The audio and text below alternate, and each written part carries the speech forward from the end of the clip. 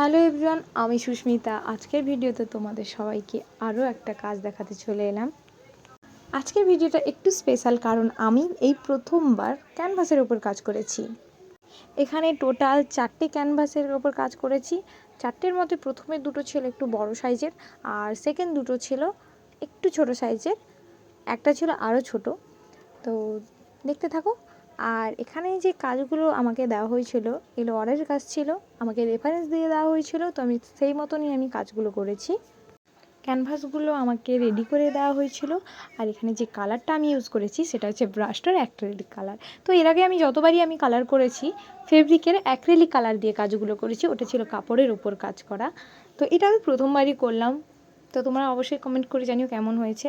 আর video শেষে তোমাদের সঙ্গে ছবিগুলো একটু শেয়ার করলাম, যাতে তোমরা ডিটেলসভাবে দেখতে পারো।